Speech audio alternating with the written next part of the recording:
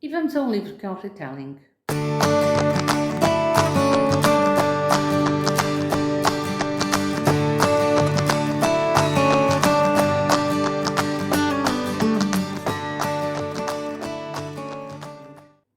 Olá, eu sou Maria João do Livros Gosto e eu estou aqui para te falar de A Maldição da Rosa.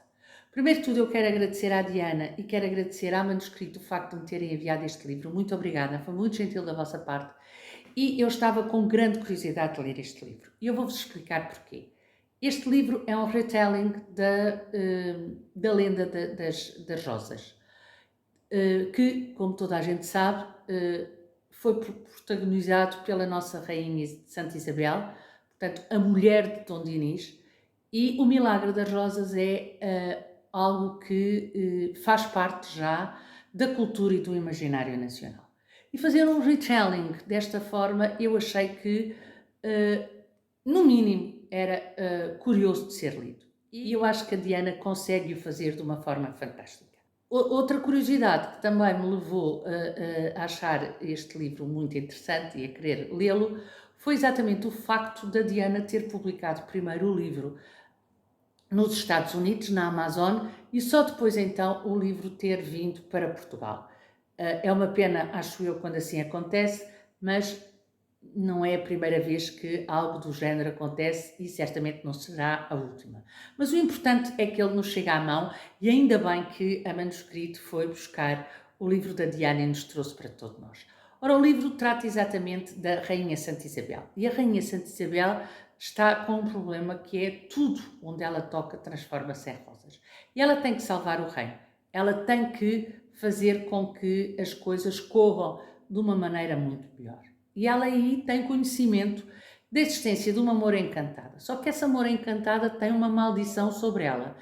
E para que ela ajude a nossa Rainha Santa Isabel,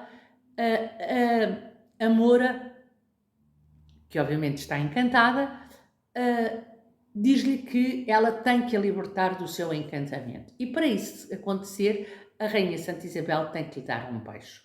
E com o beijo vem o desencantar, vem a salvação do reino, mas vem também um amor entre estas duas mulheres que se prolonga. E é muito interessante perceber que a Diana transforma este romance num romance sáfico. E eu acho que é muito interessante pegar na nossa cultura, pegar nos nossos mitos, porque obviamente o Milagre das Rosas é algo que o nosso folclore e a nossa cultura popular foi fazendo perpetuar ao longo dos tempos, e é muito interessante ver que todos esses mitos podem ser pegados e podem ser transformados à luz de uma verdade e de uma realidade que é a do final do século XX.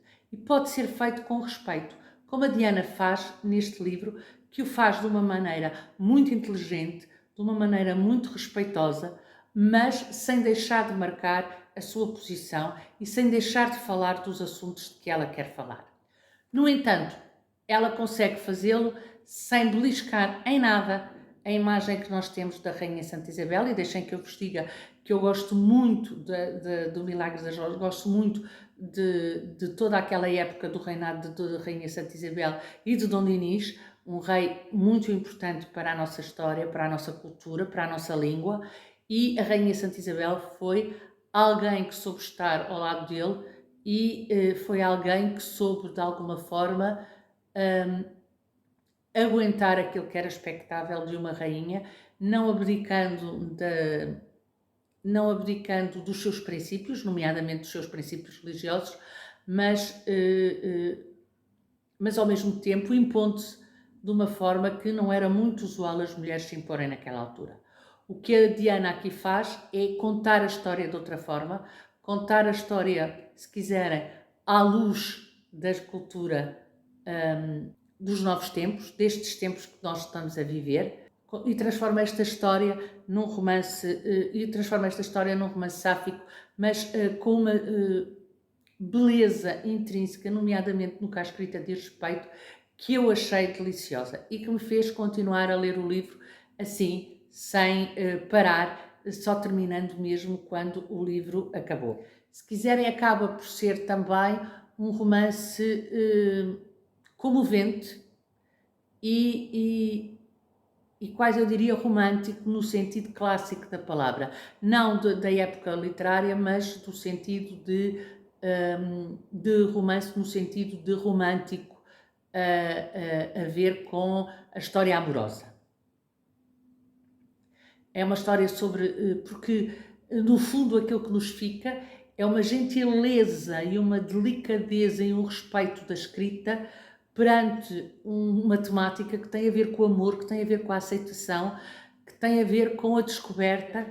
Confesso que quando me apercebi verdadeiramente da temática do livro, tive algum receio, porque eu gosto muito deste milagre, gosto muito, como já vos expliquei, deste reinado, mas na verdade, conforme a leitura foi avançando, eu percebi que a autora tinha tido uma preocupação muito grande na forma como explanava esta nova forma de ver a nossa Rainha Santa e a nossa Rainha, ou seja, a nossa Rainha Isabel. Porque aquilo que a Diana vai buscar são assuntos prementes para serem discutidos nos dias de hoje, como o abuso, como a violência religiosa, como a homofobia, como a misoginia, como a infidelidade, a homofobia, a violência. Portanto, todos conceitos importantes, atuais, mas que na verdade sempre existiram. E o que é triste é que, tantos séculos depois, nós continuemos a discuti-los, agora esperando com outra clarividência, agora esperando com outro saber, com o acumular de sabedoria que nos pode levar a sermos muito mais respeitosos e a sermos muito mais integradores da diferença. E isso nota-se, por exemplo, na nota da autora, quando ela nos diz o seguinte, falando da Rainha Santa. Isabel foi uma das rainhas mais conhecidas de temas políticos que tivemos. Promoveu acordos diplomáticos, impediu uma guerra entre o seu irmão, o rei de Aragão, e o seu genro, Fernando, rei de Castela. Quando o seu filho tentou matar um dos filhos bastardos de Dom Dinis, Afonso Sanches, ela meteu uma mula entre os dois exércitos e fê-los conversar até evitar uma guerra civil. Dito isto, e aqui a Diana assume-se também enquanto escritora, tomei várias liberdades. A primeira, Moura não era uma cidade portuguesa em 1288. Foi dada a Dinis mais tarde, quando ele tentou empreender uma guerra contra Castela. Uma guerra que nunca se concretizou, porque Castela acabou por oferecer terras em troca da paz. E embora seja verdade que Erzébel da Hungria era tia-avó de Isabel de Aragão, pelo lado materno, e a ambas seja atribuído o mesmo tipo de milagres, Elizabeth não morreu com 18 anos, tal como consta deste livro, mas morreu jovem, aos 24 anos.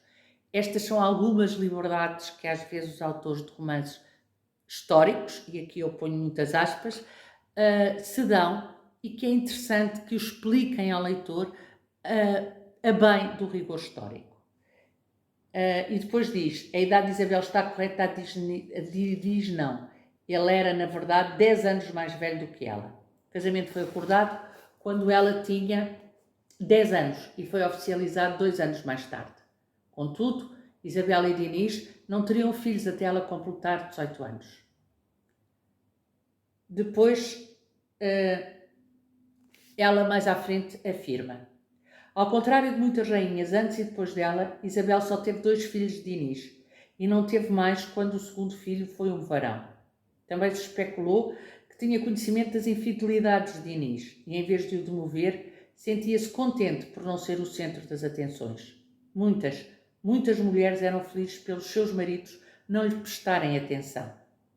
Sexo potenciava a possibilidade de filhos e a gravidez e o parto eram tão perigosos quanto um campo de batalha. A inexistência de filhos não significava que Isabel fosse lésbica. Contudo, poderia ter sido, tal como muitas mulheres eram, e tinham de se esconder, porque era assim que funcionava a sociedade. Como muitas ainda o fazem. Eu sei o que fiz. A razão pela qual tenho uma relação tensa com a minha cidade de Estremoz prende-se com o quanto fui oprimida pelo simples facto de ser diferente. E, portanto, como veem, é o trazer estas realidades que não são novas, que são antigas, mas das quais não se falava e que agora felizmente se falam e agora felizmente se dizem. Eu achei esta nota da autora muito interessante, não só na explicação da construção do livro e destas tais, às vezes, incongruências com a realidade histórica, mas também gostei muito da parte humana que a Diana pôs. Eu não li o resto porque quero-vos deixar ter o prazer de descobrir, mas aconselho toda a gente a ler esta nota da autora. E pronto, que fica a minha opinião sobre A Maldição das Rosas. Digam-me se a leram, digam-me se estão a pensar ler, digam de vossa justiça e vemos no próximo vídeo. Tchau, até o próximo vídeo.